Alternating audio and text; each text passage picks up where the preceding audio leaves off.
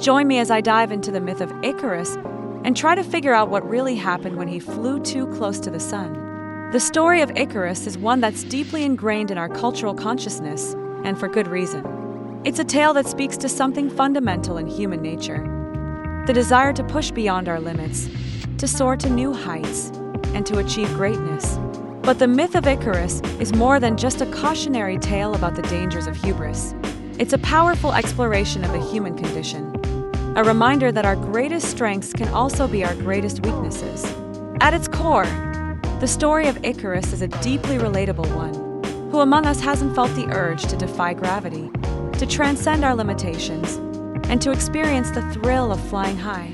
It's a feeling that's hardwired into our DNA, a fundamental aspect of the human experience. The central conflict of the story is, of course, Icarus' desire to fly higher and higher, and the warnings he ignored from his father, Daedalus. On the surface, it seems like a simple tale of a son disobeying his father's advice. But scratch beneath the surface, and you'll find a complex web of motivations and desires.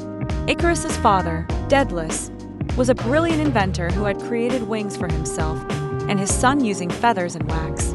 Daedalus was a pragmatic man, and he knew that the wings were fragile and couldn't withstand the intense heat of the sun. But Icarus was having none of it. He was convinced that he could fly higher and higher, that he could touch the sun itself. And so, despite his father's warnings, he began to soar higher and higher, the wind rushing past him, the sun beating down on his face. As he flew, Icarus felt a sense of exhilaration and freedom that he had never experienced before. He was no longer just a mortal man. He was a god, a being of pure energy and power. But Daedalus had warned him about the dangers of flying too close to the sun, and Icarus had ignored him. He had been told that the wax would melt, that the wings would fail, but he had refused to listen. The symbolism of the sun and the wax wings is, of course, deeply significant. The sun represents the pinnacle of human achievement, the ultimate goal of our desires and ambitions. And the wax wings represent the fragile and impermanent nature of human existence.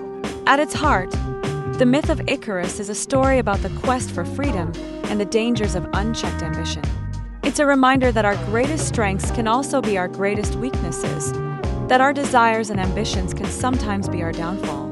As we delve deeper into the myth, we begin to realize that Icarus' story is not just about him. It's about all of us. It's about the human condition, with all its complexities and contradictions.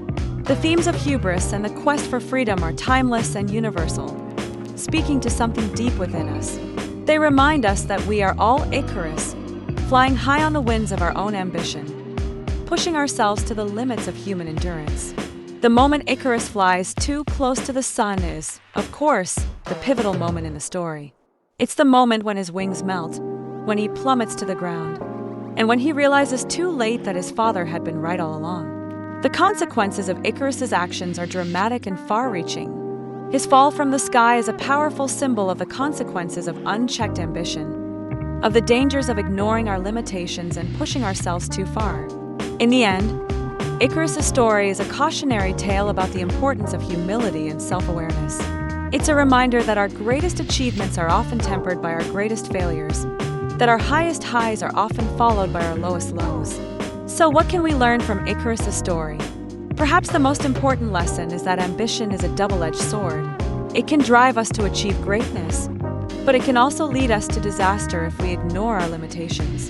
As we reflect on Icarus' story, we're reminded that the line between success and failure is often thin and easily crossed. We're reminded that our greatest strengths can also be our greatest weaknesses, and that humility and self-awareness are essential qualities for achieving true greatness. So what do you think about Icarus' story? Do you think ambition is a driving force for good or for ill? Let me know in the comments below. And if you want to explore more myths and their meanings, be sure to check out my next video.